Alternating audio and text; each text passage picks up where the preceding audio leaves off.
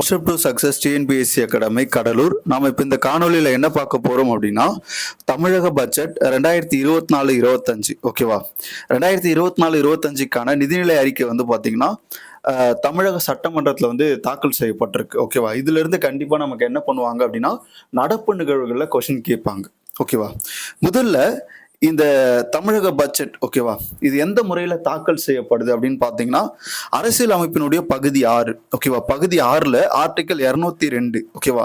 இது வந்து மாநில நிதிநிலை அறிக்கை வந்து பாத்தீங்கன்னா ஆர்டிகல் 202 அடிப்படையில மாநில சட்டப்பேரவையில வந்து தாக்கல் செய்யப்படும் ஓகேவா. அப்போ பகுதி 6 சரத்து வந்து பாத்தீங்க அப்படின்னா 202 ஓகேவா. இப்போ இந்த பட்ஜெட் இருக்குல்ல, இது வந்து பாத்தீங்க அப்படின்னா ஆளுநருடைய முன் அனுமதி பெற்று என்ன பண்ணுவாரு அப்படின்னா, நிதி அமைச்சரா இருக்கக்கூடிய தங்கம் தென்னரசு அவர்கள் தாக்கல் செய்வார் ஓகேவா. அப்போ தமிழ்நாட்டினுடைய மாநில நிதி அமைச்சர் யார் அப்படின்னா தங்கம் தென்னரசு அவர்கள். ஆளுநர் யார் அப்படின்னா RN ரவி. அப்ப RN ரவியுடைய முன் அனுமதி பெற்று தங்கம் தென்னரசு மாநில நிதி அமைச்சரா இருக்கக்கூடிய தங்கம் தென்னரசு சட்டப்பேரவையில இன்று என்ன பண்றாரு அப்படின்னா தன்னுடைய நிதிநிலை அறிக்கை தாக்கல் செய்யறாரு ஓகேவா. ஓகே, கூடுதலா பார்த்தோம் அப்படின்னா மாநில சட்டமன்றத்தில் பட்ஜெட்டை சமர்ப்பிக்க பொறுப்புடையவர் யாருன்னு கேட்பாங்க, ஆளுநர் ஓகேவா. பொறுப்புடையவர் யார் அப்படின்னா ஆளுநர். அதே மாதிரி மாநில சட்டமன்றத்தில் பட்ஜெட்டை சமர்ப்பிப்பவர் யார் அப்படின்னா மாநில நிதியமைச்சர். இது ரெண்டுத்துக்குமான வித்தியாசம் நல்லா புரிஞ்சுக்கோங்க ஓகேவா. மாநில சட்டமன்றத்தில் பட்ஜெட்டை சமர்ப்பிக்க கடமை உடையவர் அல்லது பொறுப்பு உடையவர் யார் அப்படின்னா ஆளுநர் ஓகேவா. அப்போ ஆளுநர் என்ன பண்ணுவார் அப்படின்னா நிதியமைச்சர் வழியா அந்த சட்டப்பேரவையில நிதிநிலை அறிக்கை தாக்கல் செய்வார். அப்போ மாநில சட்டமன்றத்தில் பட்ஜெட்டை சமர்ப்பிக்க கூடியவர் யார் அப்படின்னா மாநில நிதியமைச்சர் தங்கம் தென்னரசு அவர்கள் என்ன பண்ணியிருப்பார் அப்படின்னா தாக்கல் செஞ்சிருப்பார் ஓகேவா. ஓகே, இதுல என்ன கேட்பாங்க அப்படின்னா, இது எந்த தலைப்பின் அடிப்படையில மாநில பட்ஜெட் அப்படின்றது தாக்கல் செய்யப்பட்டது அப்படின்னா தடைகளை தாண்டி ஓகேவா, தடைகளை தாண்டி வளர்ச்சியை நோக்கி அப்படின்ற தலைப்புல தாக்கல் செய்யப்பட்டது.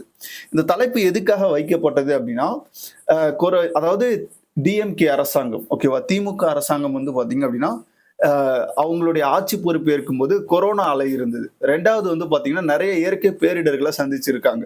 அதே மாதிரி மத்திய அரசிடமிருந்து போதுமான பேரிடர் நிதி அவங்களுக்கு கிடைக்கல ஓகேவா. அதனால அவங்க என்ன பண்றாங்க அப்படின்னா தடையை தாண்டி ஓகேவா, தடைகளை தாண்டி வளர்ச்சியை நோக்கி அப்படின்ற ஒரு தலைப்பு வச்சிருக்காங்க. அந்த தலைப்பு வச்சதுக்கு காரணம் இதுதான் ஓகேவா. ஓகே, இப்போ திமுக அரசாங்கத்தினுடைய 4வது நிதிநிலை அறிக்கை இது பார்க்கப்படுது ஓகேவா. அவங்க 2021 பதவியேற்றதுல இருந்து அவங்க தாக்கல் செய்யக்கூடிய 4வது நிதிநிலை அறிக்கை ஓகேவா. தங்கம் தென்னரசு அவர்கள் தாக்கல் செய்யக்கூடிய முதல் நிதிநிலை அறிக்கை, முதல் பட்ஜெட் ஓகேவா. ஓகே, அப்ப இதுக்கு முன்னாடி யார் நிதியமைச்சரா இருந்தா அப்படின்னா PTR பழனிவேல் தியாகராஜன் அவர்கள் நிதியமைச்சரா இருந்திருப்பாரு. தங்கம் தென்னரசு தாக்கல் செய்யக்கூடிய முதல் நிதிநிலை அறிக்கை இதுதான். ஓகே, இப்போ இதுல என்ன பண்ணுவாங்க அப்படின்னா ஒரு முக்கிய 7 அம்சங்கள் வந்து பாத்தீங்கன்னா இந்த நிதிநிலை அறிக்கையை உள்ளடக்கி இருக்கும் ஓகேவா. சமூக நீதி, கடைக்கோடி மனிதருக்கும் நலவாழ்வு, உலகை வெல்லும் இளைய தமிழகம், அறிவுசார் பொருளாதாரம், சமத்துவ நோக்கில் மகளிர் நலம், பசுமை வழி பயணம், தாய் தமிழர் பண்பாடு ஓகேவா.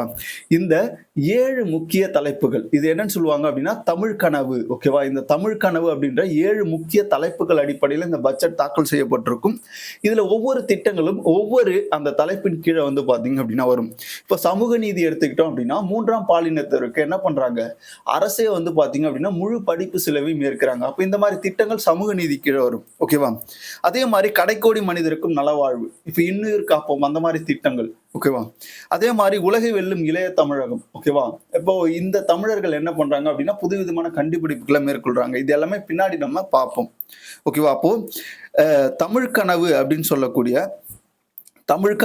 சொல்லக்கூடிய 7 பொதுவான அம்சங்கள் கொண்ட தலைப்புகள் அடிப்படையில இந்த பட்ஜெட் அப்படின்றது தாக்கல் செய்யப்பட்டிருக்கு.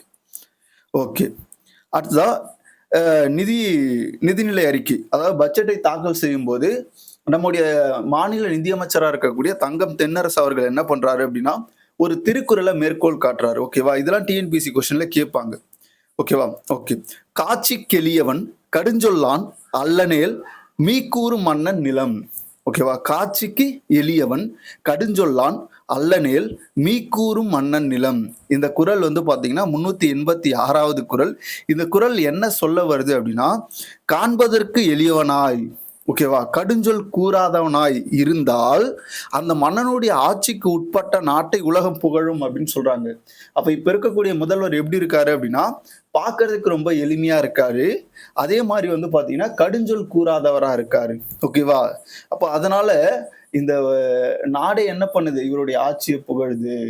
அந்த நோக்கத்துல தான் என்ன பண்ணியிருப்பாங்க அப்படின்னா, இந்த திருக்குறள மேற்கோள் காட்டியிருப்பாங்க. ஓகேவா? இந்த திருக்குறள் வந்து பாத்தீங்கன்னா, பொருட்பால்ல இறைமாட்சி அதிகாரத்துல வந்து பாத்தீங்கன்னா, இடம்பெற்றிருக்கு. ஓகேவா? இதோடைய பொருள், அதுக்கப்புறம் இது எந்த பகுதியில இடம்பெற்றிருக்கு, எந்த அதிகாரத்துல இடம்பெற்றிருக்கு, இதெல்லாம் ரொம்ப முக்கியமான விஷயம். ஓகே. அடுத்ததா அவரு வாசிக்கும்போது என்ன சொல்றாரு அப்படின்னா, நாட்டின் 2வது பெரிய பொருளாதாரமாக தமிழ்நாடு விளங்கியது அப்படின்னு சொல்றாரு. அப்ப நாட்டின் 2வது பெரிய பொருளாதாரமா என்ன பண்ணுது? தமிழ்நாடு இருக்கு. அதே மாரி தமிழ் நூல்களை மொழிபெயர்க்க 2 கோடி ஒதுக்கீடு. ஓகேவா? உலக மொழிகள்ல தமிழ் மொழியை தமிழ் நூல்கள வந்து மொழிபெயர்க்கிறதுக்காக 2 கோடி என்ன பண்ணியிருக்காங்க? ஒதுக்கியிருக்காங்க. அடுத்த 3 ஆண்டுகள்ல கிட்டத்தட்ட 600 புத்தகங்களை உலக மொழிகளில் மொழிபெயர்க்க திட்டம் வந்து வகுக்கப்பட்டிருக்கு. ஓகேவா? இதெல்லாம் அவங்களுடைய உரையில சொல்லப்பட்ட விஷயம். அடுத்து நம்ம ரொம்ப முக்கியமா பார்க்கக்கூடியது கலைஞரின் கனவு இல்ல திட்டம் 2024. ஓகேவா? இப்ப இந்த கலைஞரின் கனவு இல்ல திட்டம் வந்து பாத்தீங்க அப்படின்னா 2030க்குள்ள 8 லட்சம் கான்கிரீட் வீடுகளை வந்து கட்டி கொடுக்கணும் அப்படின்றதுதான் இந்த திட்டத்தினுடைய நோக்கம். ஓகேவா? எதுக்காக இந்த திட்டத்துல வந்து பாத்தீங்கன்னா 2030க்குள்ள 8 லட்சம் கான்கிரீட் வீடுகளை கட்டி கொடுக்கணும் அப்படின்னா, சமீபத்திய அறிக்கையின் அடிப்படையில தமிழகத்துல 8 லட்சம் குடிசை வீடுகள் வந்து பாத்தீங்கன்னா இருக்கு. ஓகேவா? அந்த நிலையை மாற்றி அவங்களுக்கு நிரந்தரமா வீடு வழங்கணும் அப்படின்றதுக்காக, கான்கிரீட் வீட கொடுக்கணும் அப்படின்ற நோக்கத்துக்காக என்ன பண்றாங்க? கலைஞரின் கனவு இல்லம் அப்படின்ற ஒரு திட்டத்தை 2024ல தொடங்குறாங்க. இதுக்கு 3500 கோடி நிதி ஒதுக்கப்படுது. இந்த திட்டத்தினுடைய காலம் 2030 வரையில செயல்படும். ஓகேவா? அப்போ ஒரு கான்கிரீட் வீடு கட்ட என்ன பண்றாங்க அப்படின்னா, 3,50,000 லட்சம் வந்து பாத்தீங்கன்னா அரசு நிதி உதவி அளிக்குது. அடுத்ததா பார்த்தோம் அப்படின்னா, நீர்த்தேக்க தொட்டி அமைத்தல். ஓகேவா? இதுக்காக வந்து பாத்தீங்கன்னா 365 கோடி ஒதுக்கி இருக்காங்க. ஊரக பகுதியில இந்த நீர்த்தேக்க தொட்டி அமைத்தல் பணி அப்படின்றது நடைபெறும். ஓகேவா? அதே மாதிரி 2000 மேல்நிலை நீர்த்தேக்க தொட்டிகள் வந்து பாத்தீங்கன்னா இதுல அமைக்கிறதுக்கு திட்டமிட்டிருக்காங்க. எங்க அப்படின்னா ஊரக பகுதிகள். ஓகேவா? ஓகே. அடுத்ததா பார்க்க வேண்டியது வந்து பாத்தீங்க அப்படின்னா, சாலை வளர்ச்சி பணி நிதி கிட்டத்தட்ட 300 கோடி வந்து ஒதுக்கி இருக்காங்க. இந்த மாநகராட்சிக்கு உட்பட்ட பகுதிகளில் இந்த சாலை வளர்ச்சி பணியை மேற்கொள்றதுக்கு திட்டமிட்டு இருக்காங்க. இதுல வந்து பாத்தீங்க அப்படின்னா முந்தைய ஆண்டு நிதிநிலை அறிக்கையில முதலமைச்சருடைய கிராம சாலை திட்டம் அப்படின்ற ஒரு சாலை திட்டம் கொண்டு வரப்படுது. அதனுடைய நீட்சியா இந்த திட்டம் வந்து பார்க்கப்படுது. ஓகேவா? ஓகே. நீர்நிலை புனரமைப்புக்காக ஒரு 500 கோடி ஒதுக்கப்பட்டிருக்கு. அதுல கிட்டத்தட்ட வந்து பாத்தீங்க அப்படின்னா ஒரு 50,000 நீர்நிலைகளை புதுப்பிக்கிறதுக்காக அரசு என்ன பண்றாங்க அப்படின்னா முயற்சி செய்யறாங்க. அதே மாதிரி அடுத்த ரொம்ப முக்கியமான திட்டம் முதல்வரின் தாயுமானவர் திட்டம் 2024. இப்ப நம்ம பார்க்க வேண்டியது 2 முக்கிய திட்டங்கள். ஒண்ணு வந்து பாத்தீங்க அப்படின்னா கலைஞரின் கனவு இல்ல திட்டம். அது வந்து பாத்தீங்கன்னா 8 லட்சம் கான்கிரீட் வீடுகளை 2030க்குள்ள கட்டி கொடுக்கணும். அதோட வந்து பாத்தீங்க அப்படின்னா ஒரு வீடு கட்டுறதுக்காக அரசு என்ன பண்ணுது? நிதி வந்து 3,50,000 லட்சம் வந்து கொடுக்குறாங்க. ஓகேவா? ஓகே. அப்ப அந்த திட்டத்துக்கு வந்து எவ்வளவு கோடி ஒதுக்கி இருக்காங்க அப்படின்னா 3,500 கோடி வந்து ஒதுக்கப்பட்டுள்ளது. இப்ப அதே மாதிரி ரொம்ப முக்கியமான திட்டம் முதல்வரின் தாயுமானவர் திட்டம். கலைஞரின் கனவு இல்ல திட்டம் ரொம்ப முக்கியமானது இந்த பட்ஜெட்ல. அதுக்கு அடுத்து நீங்க பார்க்க வேண்டிய ரொம்ப முக்கியமான திட்டம் முதல்வரின் தாயுமானவர் திட்டம். இந்த திட்டம் எதை அடிப்படையாக கொண்டு வரையறுக்கப்பட்டது அப்படின்னா, நிதி ஆயோக் என்ன பண்றாங்க அப்படின்னா ஒரு அறிக்கை சமீபத்துல வெளியிட்டாங்க. அதுல 2.2% மக்கள் என்ன பண்றாங்க? தமிழகத்துல வறுமையில இருக்கிறதா சொல்றாங்க. அப்போ இந்த 2.2% மக்களை வறுமையில இருந்து மீட்கிறதுக்காக ஓகேவா முதல்வரின் தாயுமானவர் திட்டம் அப்படின்ற ஒரு திட்டம் வந்து தொடங்கப்பட்டிருக்கு. இதுல வந்து பாத்தீங்கன்னா 5 லட்சம் ஏழை குடும்பங்களை வறுமையில இருந்து மீட்க போறாங்க. ஓகேவா? இது எதன் அடிப்படையில வடிவமைக்கப்பட்டது அப்படின்னா நிதி ஆயோக்குடைய அறிக்கை அடிப்படையில வடிவமைக்கப்பட்டிருக்கு. அடுத்ததா மகளிர் உரிமை திட்டம். ஏற்கனவே மகளிர் உரிமை திட்டம் வந்து செயல்பாட்டுல இருக்கு. இந்த ஆண்டுக்கான நிதி வந்து பாத்தீங்கன்னா 13,720 கோடி வந்து பாத்தீங்கன்னா இந்த பட்ஜெட்ல நிதியை ஒதுக்கி இருக்காங்க. ஓகேவா? அடுத்ததா விடியல் பயண திட்டம். ஓகேவா? மகளிருக்கு இலவச பேருந்து வழங்கக்கூடிய விடியல் பயண திட்டம் வந்து முந்தைய பட்ஜெட்ல வந்து அறிவிக்கப்பட்டது. அதன் அடிப்படையில வந்து பாத்தீங்க அப்படின்னா இப்போ இந்த திட்டத்தை செயல்படுத்துறதுக்காக 3,050 கோடி ஒதுக்கி இருக்கிறாங்க. கூடுதலா வந்து பாத்தீங்கன்னா நீலகிரி மாவட்டம், கொடைக்கானல், வால்பாறை போன்ற மலைப்பகுதிகளில் இந்த திட்டம் என்ன பண்ணுது? விரிவுபடுத்தப்படுது. ஓகேவா? இந்த 2 விஷயம் இதுல ரொம்ப முக்கியமானது. அடுத்ததா பார்த்தோம் அப்படின்னா நாமக்கல் கூட்டு குடிநீர் திட்டம். இதுக்கு வந்து பாத்தீங்கன்னா 358 கோடி ஒதுக்கி இருக்காங்க. அதே மாதிரி சிங்கார சென்னை 2.0 ஆல்ரெடி இதுவும் வந்து பார்த்தீங்கன்னா, முந்தைய பட்ஜெட்ல அறிவிக்கப்பட்ட திட்டம். இந்த திட்டத்துக்கு இந்த ஆண்டு எவ்வளோ நிதி ஒதுக்கியிருக்காங்க அப்படின்னா, 500 கோடி நிதி ஒதுக்கப்பட்டிருக்கு. அடுத்து பார்த்தீங்க அப்படின்னா, சிலப்பதிகாரம், மணிமேகலை ஓகேவா? நம்ம இரட்டை காப்பியம் சொல்றோம்ல, இத சிலப்பதிகாரம், மணிமேகலை நூல்கள 25 இந்திய மற்றும் உலக மொழிகள்ல மொழிபெயர்க்க 2 கோடி நிதி ஒதுக்கீடு இருக்காங்க. ஓகேவா? ஓகே. அடுத்ததா, அரசு அரசு பள்ளியில் பயின்று கல்லூரி செல்லும் மாணவிகளுக்கு மாதம் 1000 வந்து பார்த்தீங்க அப்படின்னா, நிதி உதவி வந்து அரசு அளிக்குது. ஓகேவா? அந்த திட்டத்துக்கு பேர் என்ன அப்படின்னா, புதுமை பெண் திட்டம். இதுவும் வந்து பார்த்தீங்கன்னா, முந்தைய ஆண்டு பட்ஜெட்ல கொடுக்கப்பட்ட ஒரு திட்டம். ஓகேவா? இந்த ஆண்டு முதல் என்ன சொல்றாங்க அப்படின்னா, அரசு உதவி பெறும் பள்ளிகளில் தமிழ் வழியில் பயின்ற மாணவிகளுக்கு ஓகேவா? இந்த திட்டம் என்ன பண்ணப்படுது அப்படின்னா, விரிவுபடுத்தப்படுது. இதுக்காக 370 கோடி என்ன பண்றாங்க அப்படின்னா, இந்த ஆண்டு ஒதுக்குறாங்க. அப்ப அரசு பள்ளியில் பயிலக்கூடிய மாணவிகளுக்கும் இந்த திட்டம் என்ன பண்ணுது? முன்னாடி வந்து 6 டூ 12ஆம் வகுப்பு வரை தமிழ் வழியில் படித்த அரசு பள்ளி மாணவர்களுக்கு மேல் படிப்புக்காக இந்த புதுமை பெண் திட்டம் கல்லூரியில் சேரும்போது அவங்களுக்கு கொடுக்கப்பட்டது. இப்ப இந்த திட்டம் எங்க விரிவுபடுத்தப்படுது அப்படின்னா, பள்ளிகளுக்கும் விரிவுபடுத்தப்படுது. அதுதான் இந்த பட்ஜெட்ல வந்து சொல்லப்பட்ட ஒரு முக்கியமான விஷயம். ஓகே. அதே மாரி 1,00,000 மாணவர்களுக்கு கல்வி கடன் வழங்குறதுக்காக இந்த ஆண்டு தமிழக அரசு ஒதுக்கி இருக்கக்கூடிய நிதி வந்து பார்த்தீங்கன்னா, 250 கோடி ஒதுக்கியிருக்காங்க. ஓகேவா? இது எதுக்கு கீழ வருது அப்படின்னா, உலகை வெல்லும் இளைய தமிழகம். நம்ம தமிழ் கனவு அப்படின்னு சொல்லிட்டு ஒரு 7 தலைப்பு கீழ பார்ப்போம். அப்ப இந்த ஒதுக்கீடு எதுக்கு கீழ வருது அப்படின்னா, உலகை வெல்லும் இளைய தமிழகம் அப்படின்ற தொகுப்பின் கீழ வருது. நான் முதல்வன் திட்டத்திற்கு வந்து ஒரு 200 கோடி ஒதுக்கீடு செஞ்சிருக்காங்க. நான் முதல்வன் திட்டம்னா நமக்கு என்னன்னு தெரியும். அதுல வந்து பார்த்தீங்க அப்படின்னா, ஒரு 10,00,000 மாணவர்கள் வந்து ஆண்டுக்கு இலக்கு நிர்ணயிக்கப்பட்டு, அதன் அடிப்படையில அவங்களுக்கு வந்து பார்த்தீங்க அப்படின்னா, நெறைய வந்து பார்த்தீங்கன்னா, தொழில்சார் பயிற்சிகள் ஓகேவா? அ அதாவது ஒரு ஒரு பணிக்கு அமர்த்தக்கூடிய எல்லா பயிற்சிகளையும் இந்த நான் முதல்வன் திட்டத்துல வந்து கொடுக்கப்படும். இந்த நான் முதல் திட்டத்திலும் முந்தைய பட்ஜெட்ல அறிவிக்கப்பட்ட ஒரு திட்டம். இந்த திட்டத்துக்கு இந்த ஆண்டு நிதி வந்து பார்த்தீங்க அப்படின்னா, 200 கோடி ஒதுக்கப்பட்டிருக்கு. ரொம்ப அடுத்து முக்கியமான திட்டம் தமிழ் புதல்வன் திட்டம். நம்ம பார்த்த இந்த பட்ஜெட்ல அறிவிக்கப்பட்ட திட்டம் கலைஞர் கனவு இல்ல திட்டம், அதுக்கப்புறம் தாயுமானவர் திட்டம், அதுக்கப்புறம் பார்க்கக்கூடிய முக்கியமான திட்டம் தமிழ் புதல்வன் என்ற புதிய திட்டம். ஓகேவா? இந்த திட்டத்தின் அடிப்படையில கல்லூரிகளில் சேரக்கூடிய மாணவர்களுக்கு ஓகேவா? நம்ம எப்படி புதுமை பெண் திட்டம் வந்து மாதம் 1000 வழங்குனாங்க. ஓகேவா? புதுமை பெண் திட்டத்துல கல்லூரி படிக்கக்கூடிய மாணவிகளுக்கு மாதம் 1000. அதே மாரி 6 டூ 12ஆம் வகுப்பு வரை தமிழ் வழியில் படித்த அரசு பள்ளியைச் சேர்ந்த மாணவர்கள் கல்லூரி பயில வேண்டும் என்ற நோக்கத்தோடு அரசு என்ன பண்ணியிருக்கு? புதிய திட்டம் ஒண்ணு கொண்டு வந்திருக்காங்க. தமிழ் புதல்வன் திட்டம். ஓகேவா? இந்த திட்டத்திற்கு இந்த ஆண்டு 360 கோடி ஒதுக்கீடு செய்யப்பட்டிருக்கு. அடுத்ததா, அ தோழி விடுதி. ஓகேவா? ரொம்ப முக்கியமான திட்டம். பணிபுரியக்கூடிய மகளிருக்காக என்ன பண்றாங்க அப்படின்னா, முதல்ல சென்னையில இந்த தோழி விடுதி அப்படின்ற திட்டம் வந்து அமைக்கப்பட்டது. இப்போ இது பல்வேறு நகரங்களுக்கு விரிவுபடுத்தப்படுது. இந்த திட்டத்துக்கு 26 கோடி என்ன பண்ணியிருக்காங்க அப்படின்னா, ஒதுக்கீடு செஞ்சிருக்காங்க. அதே மாரி கோவையில் பிரம்மாண்ட நூலகம் வந்து கலைஞர் பெயர்ல அமைக்கப்படும் அப்படின்னு சொல்லியிருக்காங்க. ஆல்ரெடி மதுரையில கலைஞர் நூற்றாண்டு நூலகம் அப்படின்ற ஒரு நூலகம் வந்து முந்தைய பட்ஜெட்ல அறிவிக்கப்பட்டு, இப்போ செயல்பாட்டுல இருக்கக்கூடிய ஒரு முக்கியமான ஒரு நூலகம். அதே மாரி கோவையில என்ன பண்றாங்க அப்படின்னா, ஒரு பிரம்மாண்ட நூலகம் வந்து அமைக்கிறாங்க. ஓகேவா?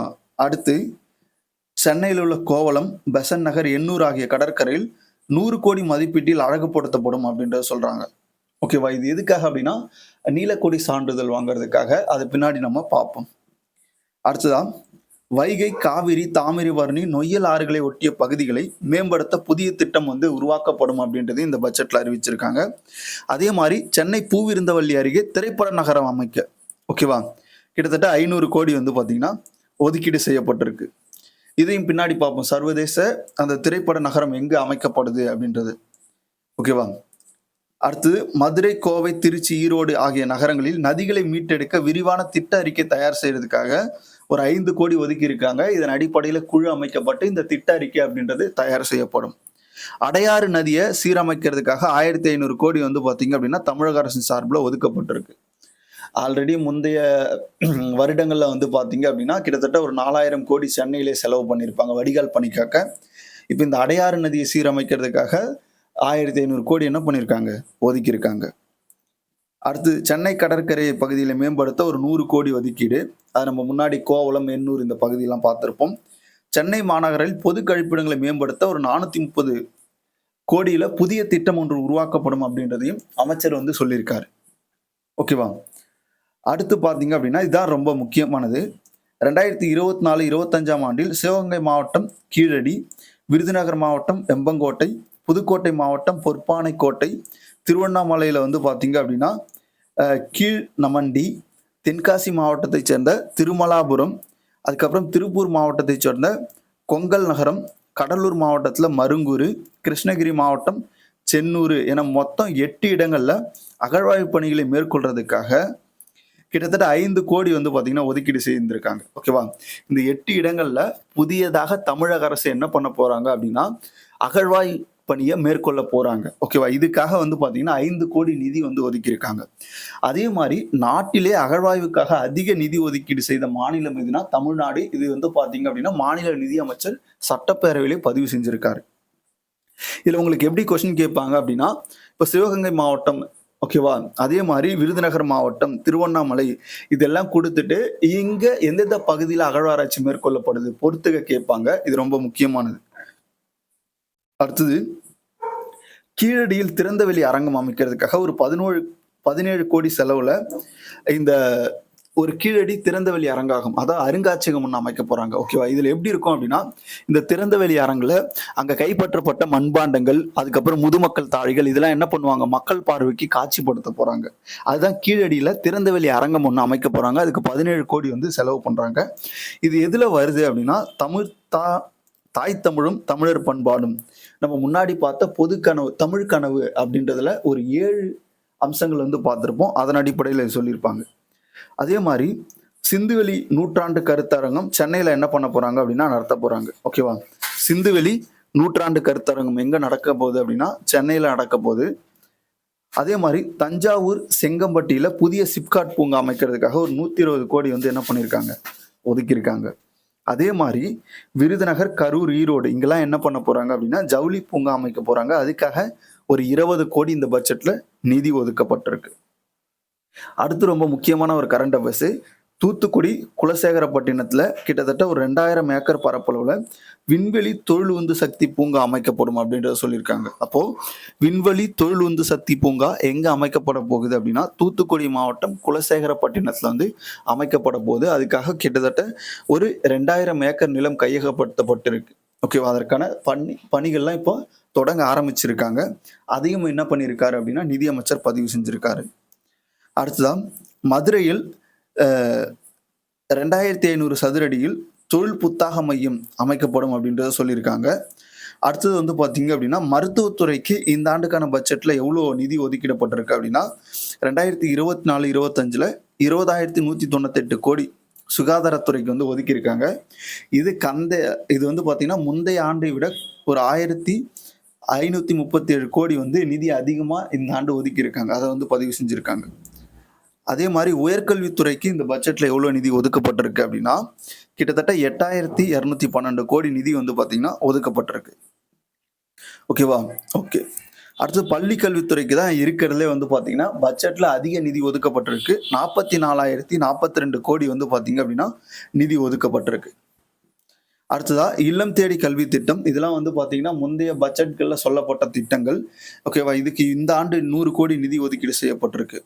அடுத்த உங்களுக்கு ரொம்ப முக்கியமான ஒரு விஷயம் என்னன்னா சமூக பாதுகாப்புத்துறை. ஓகேவா? இப்போ என்னன்னு சொல்லி சமூக பாதுகாப்புத்துறை குழந்தைகள் மற்றும் சிறப்பு சேவைகள் துறை அப்படின்னு சொல்லிட்டு பெயரை மாத்திருக்காங்க. ஓகேவா? இப்போ சமூக பாதுகாப்புத்துறைக்கு என்ன பெயர் மாற்றப்பட்டிருக்கு அப்படின்னு கேட்பாங்க. குழந்தைகள் மற்றும் சிறப்பு சேவைகள் துறை அப்படின்னு சொல்லிட்டு சமூக பாதுகாப்புத்துறையினுடைய பெயரை மாற்றிருக்காங்க. இது ரொம்ப முக்கியமானது. இது வந்து கொஸ்டின்ல கேட்கலாம். ஓகேவா? அதே மாதிரி ஸ்மார்ட் கிளாஸ் அமைக்கிறதுக்காக கிட்டத்தட்ட 300 கோடியில 15,000 திறன்மிகு வகுப்பறைகள் அமைக்கப்படும் அப்படின்றத சொல்லியிருக்காங்க. அதுக்காக இந்த பட்ஜெட்ல கிட்டத்தட்ட 300 கோடி வந்து நிதி ஒதுக்கப்பட்டிருக்கு.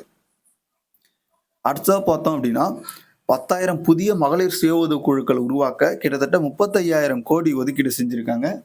இது வந்து பொது கனவு அப்படின்ற அந்த தலைப்புல நம்ம 7 தலைப்புகளை பார்த்திருப்போம். அது சமத்துவ நோக்கில் மகளிர் நலம் அப்படின்ற தலைப்பின் கீழே இந்த திட்டம் வந்து உருவாக்கப்பட்டிருக்கு.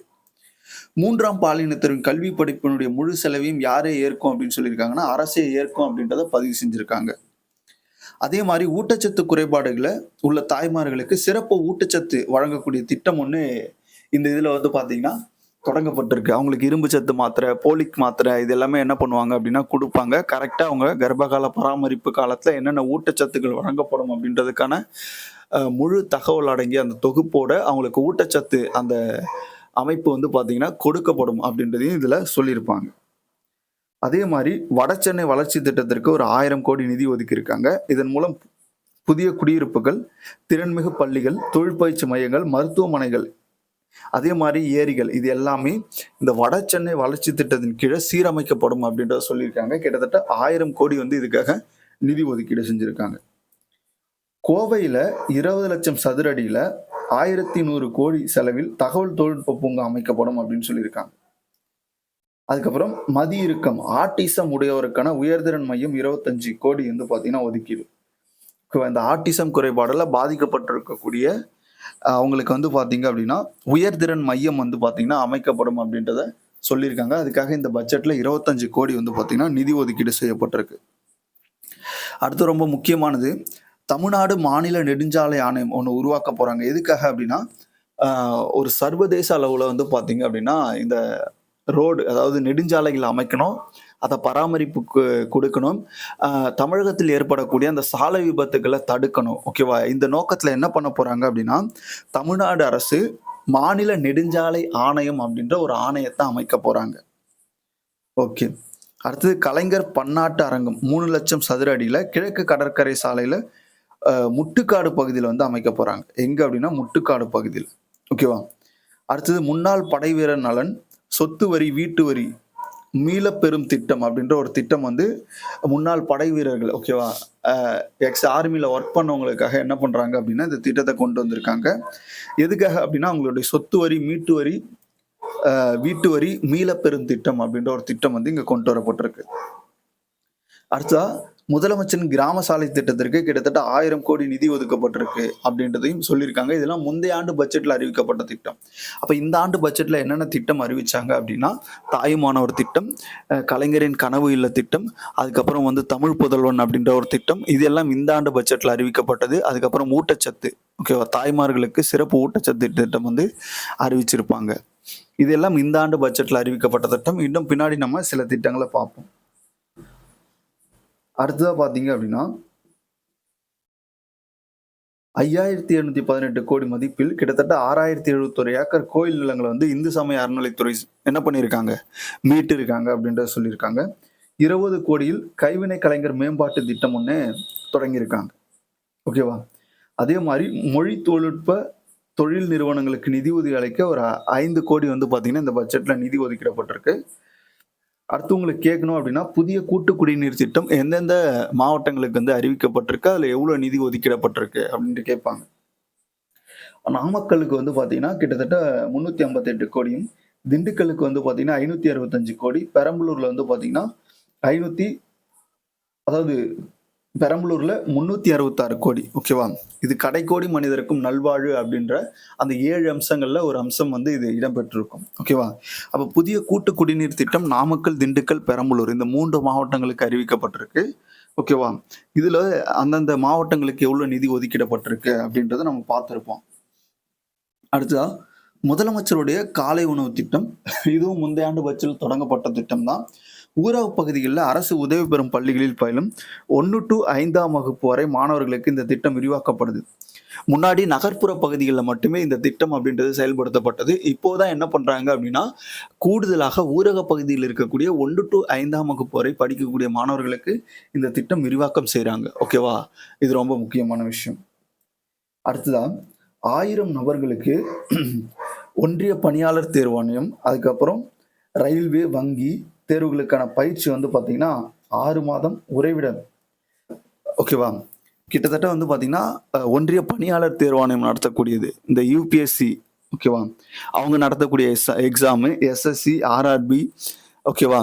அதே மாதிரி பேங்க் எக்ஸாம். இந்த எக்ஸாமுக்குலாம் வந்து பாத்தீங்க அப்படின்னா நம்முடைய தமிழ்நாட்டை சேர்ந்த ஒரு 1000 நபர்களுக்கு வந்து வாய்ப்பு வழங்குறாங்க. இந்த 1000 நபர்களை தேர்ந்தெடுத்து அவங்களுக்கு வந்து ஃப்ரீயா தங்க வச்சு அவங்களுக்கு சாப்பாடு கொடுத்து அவங்களுக்கான பயிற்சியும் கொடுக்கறதுக்கு அரசு வந்து என்ன பண்றாங்க அப்படின்னா முயற்சி மேற்கொள்றாங்க. அதுக்காக என்ன பண்றாங்க 6 கோடி நிதி இந்த பட்ஜெட்ல ஒதுக்கியிருக்காங்க.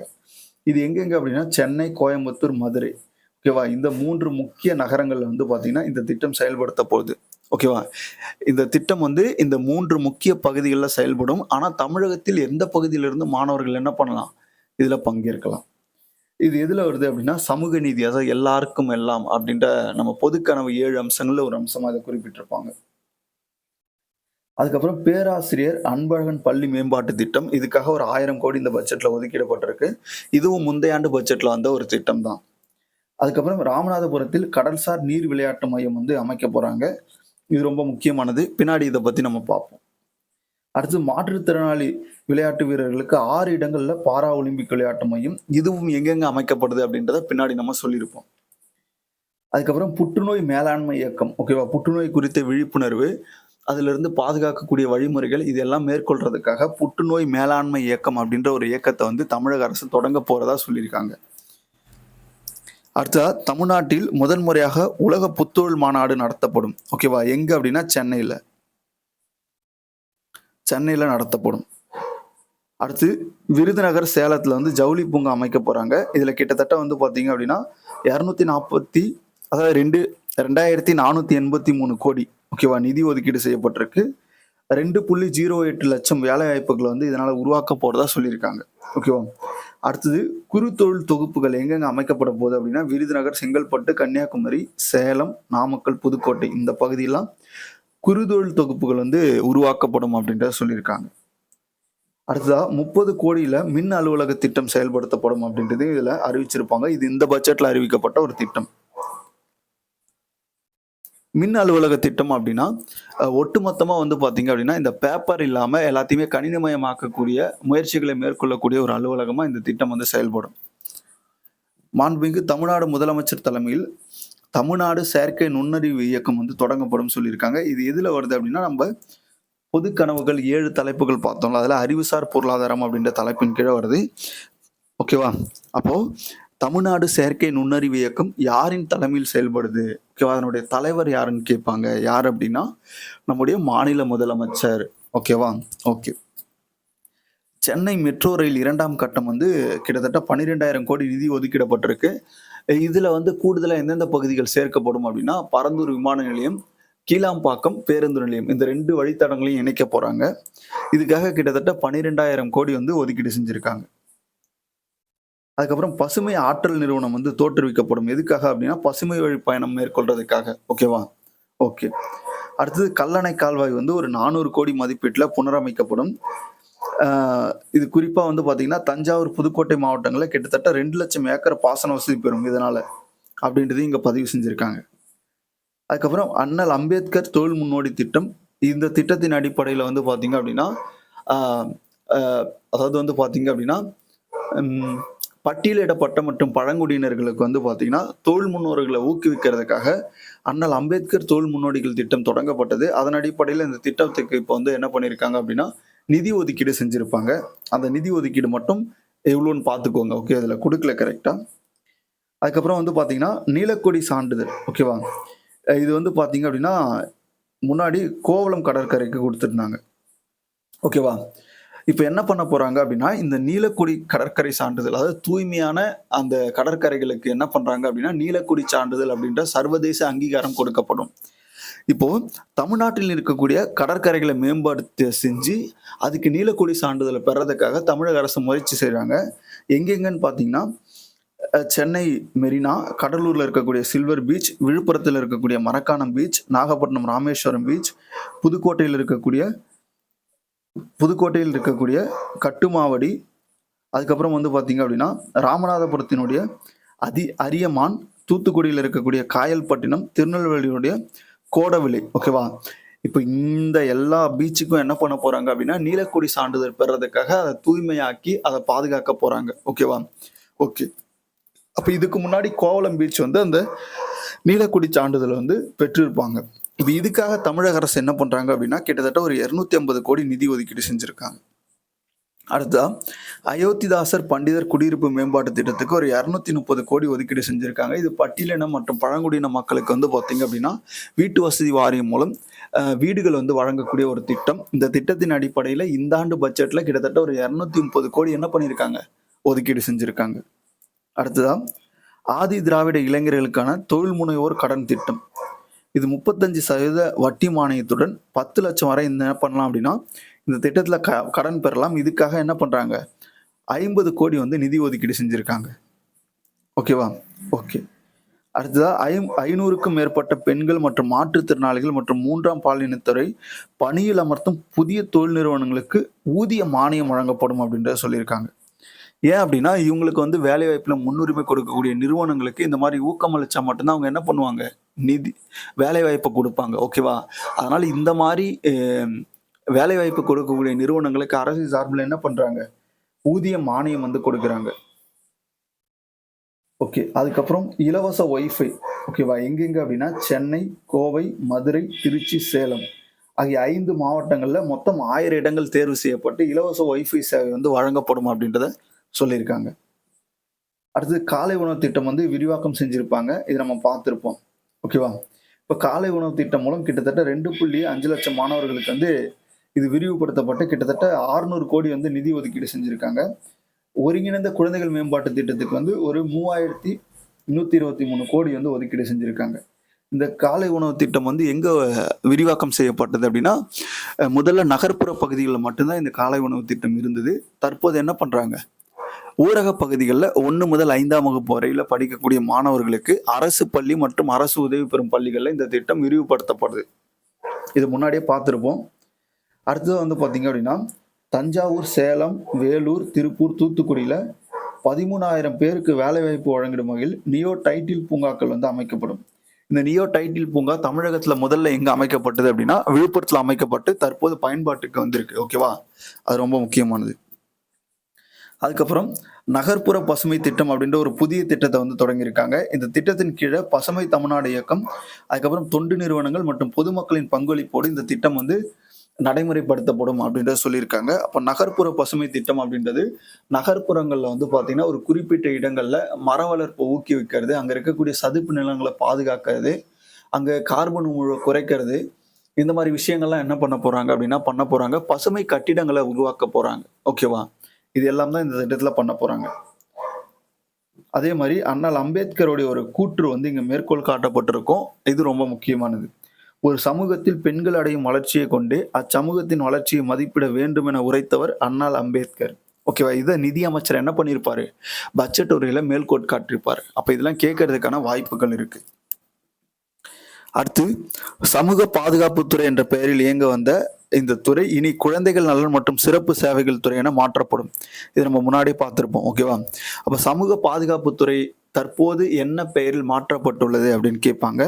குழந்தைகள் நலன் மற்றும் சிறப்பு சேவைகள் துறை அப்படின்னு சொல்லிட்டு மாற்றிருக்காங்க. அடுத்தது பார்த்தீங்க அப்படின்னா ஒலிம்பிக் பயிற்சி மையங்கள் ஆல்ரெடி இது பார்த்ததுதான். சென்னை, மதுரை, திருச்சி, நீலகிரி மாவட்டங்கள்ல என்ன பண்ண போறாங்க அப்படின்னா ஒலிம்பிக் அகாடமி வந்து உருவாக்க போறாங்க. ஓகேவா? அப்ப இது கேட்பாங்க, எங்கெங்க ஒலிம்பிக் அகாடமி வந்து பாத்தீங்க அப்படின்னா உருவாக்கப்பட போகுதுன்னு. அடுத்தது ஒலிம்பிக் நீர் விளையாட்டு அகாடமி. அங்க ஒலிம்பிக் அகாடமி, இங்க ஒலிம்பிக் நீர் விளையாட்டு அகாடமி எங்க அப்படின்னா ராமநாதபுரம் மாவட்டம் பிறப்பன் வலசையில் அமைக்கப்படுது. ரொம்ப முக்கியமான கரண்ட் அஃபேர்ஸ். ஓகேவா? அது ரெண்டுமே ரொம்ப முக்கியமான கரண்ட் அஃபேர்ஸ்.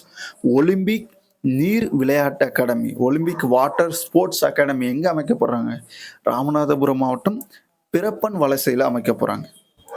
அடுத்தது PM மித்ரா. ஓகேவா? இந்தியாவின் முதலாவது PM மித்ரா ஜவுளி பூங்கா கடந்த ஆண்டு விருதுநகர் மாவட்டத்தில் வந்து மத்திய மாநில அரசினுடைய பங்களிப்பு முயற்சியில தொடங்கப்பட்டது. ஓகேவா? அடுத்தது பெரியார் சமூக நீதி புத்தொழில் வளர் மையம் அப்படின்ற ஒரு மையம் வந்து உருவாக்கியிருக்காங்க. இது எதுக்காக அப்படின்னா சமூகத்தில் விளிம்பு நிலையில் வாழும் மக்கள், பட்டியலின மற்றும் பழங்குடியினர்களால் தொடங்கி நடத்தப்படும் புத்தொழில் நிறுவனங்களுக்கு இந்த மையம் வந்து முன்னுரிமை அளிக்கும். அதுக்காக பெரியார் சமூக நீதி புத்தொழில் வள மையம் அப்படின்ற ஒரு மையத்தை வந்து உருவாக்கியிருக்காங்க. ஓகேவா? அடுத்து மாண்புமிகு முதலமைச்சர் அவர்களின் தலைமையில் தமிழ்நாடு செயற்கை நுண்ணறிவு இயக்கம். இதை பார்த்திருப்போம். இது ரொம்ப முக்கியமானது. 2030ஆம் ஆண்டுக்குள் 100 பில்லியன் யூனிட் கூடுதல் புதுப்பிக்கத்தக்க பசுமை ஆற்றலை தமிழ்நாட்டில் உருவாக்கி நாட்டிலேயே தமிழ்நாட்டை முதன்மை மாநிலமாக மாற்றுவதற்கு உரிய திட்டம் வகுக்கப்படும் அப்படின்ற சொல்லியிருக்காங்க. அப்போ 100 பில்லியன் யூனிட் கூடுதலா புதுப்பிக்கத்தக்க பசுமை ஆற்றல். ஓகேவா? இது எப்படின்னா சூரிய ஒளி, காற்றாலை. ஓகேவா? இப்போ வந்து கார்பன் உமிழ்வு இல்லாத முறையில எப்படிலாம் நம்ம வந்து கரண்ட் தயாரிக்க போறோம், அதுதான் புதுப்பிக்கத்தக்க ஆற்றல் சொல்லுவாங்க. அப்போ 2030ஆம் ஆண்டுக்குள்ள 100 பில்லியன் யூனிட் என்ன பண்ண போறோம்? கூடுதல் புதுப்பிக்கத்தக்க பசுமை ஆற்றல் மூலம் உற்பத்தி செய்ய போறோம். அது இலக்கும் நிர்ணயிச்சிருக்காங்க. இதுக்காக நெறைய திட்டங்கள் வந்து தமிழக அரசின் சார்பா போடப்பட்டிருக்கு. ஓகேவா? ஓகே. அடுத்ததா நெய்தல் மீட்சி இயக்கம் அப்படின்ற ஒரு திட்டம் வந்து தொடங்கப்பட்டிருக்கு. இந்த திட்டத்துக்கு வந்து ஒப்புதல் அளிச்சிருக்காங்க. கிட்டத்தட்ட 1675 கோடி நிதி ஒதுக்கிடப்பட்டிருக்கு. தமிழ்நாட்டின் 14 கடலோர மாவட்டங்களில் கிட்டத்தட்ட 1076 கிலோமீட்டர் கடற்கரை பகுதியை மையமாக கொண்டு அங்க என்ன பண்ண போறாங்க அப்படின்னா, தூய்மை பணிகளை மேற்கொள்ள போறாங்க. சுத்தமான கடற்கரையா உருவாக்க போறாங்க. ஓகேவா? அதுக்காக தான் இந்த நெய்தல் மீட்சி இயக்கம் அப்படின்ற ஒரு இயக்கம் தொடங்கப்பட்டிருக்கு. அடுத்தது செங்கல்பட்டு மாவட்டம் கடம்பூர் பகுதியில கிட்டத்தட்ட ஒரு 137 ஹெக்டேர் பரப்பளவுல லண்டன் கியூ கார்டன் அப்படின்ற நிறுவனத்தினுடைய துணையோடு 345 கோடி ரூபாய் மதிப்பீட்டுல மாபெரும் பல்லுயிர் பாதுகாப்பு பூங்கா ஒண்ணு அமைக்கிறதுக்கு பணி தொடங்கப்பட்டிருக்கு. எங்க அப்படின்னா செங்கல்பட்டு மாவட்டம் கடம்பூர்ல. ஓகேவா? என்ன அமைக்க போறாங்க? மாபெரும் பல்லுயிர் பாதுகாப்பு பூங்கா. ஓகேவா? அதே மாதிரி நாகப்பட்டினம் மற்றும் சென்னை ஆகிய பகுதிகளில் கடலாமை பாதுகாப்பு மையம் எங்க அமைக்க போறாங்க? நாகப்பட்டினம் மற்றும் சென்னை பகுதிகளில். அதே மாதிரி தஞ்சாவூர் மாவட்டம் மனோரா பகுதியில் சர்வதேச கடல் பாதுகாப்பு மையம் ஒன்று அமைக்கப்படும் அப்படின்றதையும் சொல்லியிருக்காங்க. அதுக்கப்புறம் எண்ணூர் கடற்கழிமுக பகுதியினை ஒரு 40 கோடி ரூபாய் மதிப்பீட்டில் பாதுகாத்து மீட்டெடுப்பதற்கான பணிகள். இந்த எண்ணூர் பகுதியில் வந்து என்ன நடக்கும் அப்படின்னா, அடிக்கடி எண்ணெய் கசிவு ஏற்பட்டு அந்த கடற்பகுதியில் மாசு அடையுது. அதனால அதை பாதுகாக்கணுன்றதுக்காக ஒரு 40 கோடி ஒதுக்கியிருக்காங்க. ஓகேவா? அதே மாதிரி சர்வதேச கடற்பசு பாதுகாப்பு மையம் எங்கே அமைக்கப்பட போகுது அப்படின்னு கேட்பாங்க. எங்கே அப்படின்னா தஞ்சாவூர் மாவட்டம் மனோரா பகுதியில். அதே மாதிரி பார்த்தீங்க அப்படின்னா மாபெரும் பல்லுயிர் பாதுகாப்பு பூங்கா எங்கே அமைக்கப்பட போகுது அப்படின்னா செங்கல்பட்டு மாவட்டம் கடம்பூர் பகுதியில் அமைக்கப்பட போகுது. அடுத்ததா கடலாமை பாதுகாப்பு மையம் எங்க அமைக்கப்பட போகுது அப்படின்னா நாகப்பட்டினம் சென்னையில். இது ரொம்ப முக்கியமானது. செங்கல்பட்டில் உள்ள கோவளம் கடற்கரைக்கு ஆல்ரெடி நீலக்குடி சான்றிதழ் பெற்றிருப்பாங்க. அதன் அடிப்படையில் ஒரு 7 கடற்கரை தேர்ந்தெடுக்கப்பட்டு அதுக்கு என்ன பண்ண போறாங்க? நீலக்குடி சான்றிதழ் பெறுவதற்கான திட்டங்கள் வந்து உருவாக்கப்பட்டிருக்கு. அடுத்து தொல்குடி என்ற புதிய திட்டம் அடுத்த 4 ஆண்டுகள்ல ஒரு 1000 ரூபாய் மதிப்பீட்டில் வந்து செயல்படுத்தப்படும். ஓகேவா? இது யாருக்கான திட்டம் அப்படின்னா பழங்குடியினர் வாழ்விடங்களையும் மேம்படுத்தி அவங்களுக்கு அடிப்படை வசதிகளை வந்து உருவாக்கி கொடுத்து அவங்களுடைய வாழ்வாதாரத்தை உயர்த்துறதுக்காக தமிழக அரசால் தொடங்கப்பட்ட திட்டம் தான் தொல்குடி அப்படின்ற ஒரு புதிய திட்டம். ரொம்ப முக்கியமான திட்டம். இதனுடைய நோக்கம் என்னன்னு கேட்பாங்க. ஓகேவா? இந்த திட்டத்தின் கீழ் பழங்குடியினர் குடியிருப்புகளில் சாலை வசதி, குடிநீர், தெருவிளக்கு, பாதுகாப்பான வீடுகள். ஓகேவா? அதே மாதிரி அவர்களின் வாழ்வாதாரத்தை மேம்படுத்துவதற்கான சிறப்பு திட்டங்கள் வந்து செயல்படுத்தப்படும். அப்ப இந்த ஆண்டு வந்து பாத்தீங்கன்னா 1000 பழங்குடியின இளைஞர்களை தேர்வு செய்து அவர்களுக்கு தங்குமிட வசதியுடன் கொண்ட நவீன தொழில் மற்றும் திறன் மேம்பாட்டு பயிற்சி அளித்து உரிய வேலை வாய்ப்புகள் வந்து அவங்களுக்கு உருவாக்கி அதை பெற்று தரதுக்கான முயற்சிகளையும் தமிழ்நாடு திறன் மேம்பாட்டு கழகம் மூலம் செயல்படுத்தப்படும். இதுக்காக வந்து பாத்தீங்க அப்படின்னா ஒரு 5 கோடி இந்த திட்டத்துக்காக என்ன பண்ணிருக்காங்க? ஒதுக்கி இருக்காங்க. ஓகேவா? தொல் பழங்குடி திட்டம் ரொம்ப முக்கியமான திட்டம். அடுத்ததா திறன்மிகு காவலர் என்ற புதிய செயலி வந்து அறிமுகப்படுத்தப்பட்டுள்ளது. இது எதுக்காக அப்படின்னா பொதுமக்கள் அச்சமின்றி இருக்கவும் அவர்தம் உடைமைகளுக்கான பாதுகாப்பை உறுதிப்படுத்தவும். ஓகேவா? இது கடந்த 2 ஆண்டுகளில் 46 புதிய காவல் நிலையங்கள் வந்து தொடங்கப்பட்டன. அவற்றில் 39 காவல் நிலையங்கள்ல மகளிர் காவல் நிலையங்களும் அடங்கும் அப்படின்றத சொல்லியிருக்காங்க. இப்போ இந்த திறன்மிகு காவலர் செயலி மூலம் நம்ம என்ன பண்ணலாம் அப்படின்னா இதை பதிவு செஞ்சுட்டு நமக்கான அந்த உடைமைகள் பாதுகாப்பு இது எல்லாம் பாதுகாக்கிறதுக்கான வழிமுறைகள் அதில் கொடுத்துருப்பாங்க. அதில் ரிஜிஸ்டர் பண்ணோம் அப்படின்னா அது வந்து போலீஸ் என்ன பண்ணுவாங்க? கண்காணிச்சுப்பாங்க. ஓகேவா? ஓகே. இந்த பட்ஜெட்ல சொல்லப்பட்ட முக்கிய விஷயங்கள் வந்து பாத்தீங்க அப்படின்னா இது மட்டும்தான் ரொம்ப முக்கியமானது. தமிழ்நாடு பட்ஜெட் நாளைக்கு வந்து பாத்தீங்க அப்படின்னா வேளாண்மை பட்ஜெட் வந்து அறிவிக்கப்படும். அதுல சில திட்டங்கள் வந்து சொல்லுவாங்க. ஓகேவா? இதுல தொடங்கப்பட்ட முக்கிய அந்த திட்டங்கள் அதுக்கப்புறம் வந்து பாத்தீங்கன்னா பொது கனவு அப்படின்ற ஒரு 7 தலைப்பு வந்து கொடுத்திருப்பாங்க. அது ரொம்ப முக்கியமானது. பாருங்க, இதுல பட்ஜெட் வந்து எந்த பகுதி அப்படின்னா பகுதி 6 மாநில அரசு. ஓகேவா? சரத்து 202 அடிப்படையில் இந்த பட்ஜெட் அப்படின்றது தாக்கல் செய்யப்படும். யாருடைய முன் அனுமதி தேவை அப்படின்னா ஆளுநருடைய முன் அனுமதி தேவை. தாக்கல் செய்யக்கூடியவர் யார் அப்படின்னா நிதி அமைச்சர். ஓகேவா? என்ன தலைப்பு அப்படின்னா தடைகளை தாண்டி வளர்ச்சியை நோக்கி அப்படின்ற தலைப்புல தான் இந்த பட்ஜெட் அப்படின்ட்டு தாக்கல் செய்யப்பட போகுது. ஓகேவா? இதுல இந்த பொது தமிழ் கனவு அப்படின்னு சொல்லிட்டு என்ன பண்ணுவாங்க அப்படின்னா, ஒரு 7 தலைப்பு குடுத்திருப்பாங்க. இந்த 7 தலைப்பு அடிப்படையில தான் இந்த பட்ஜெட் தாக்கல் செய்யப்பட்டது. அதுக்கப்புறம் இந்த திருக்குறள் ரொம்ப முக்கியமானது. ஓகேவா? இது படிச்சுக்கோங்க.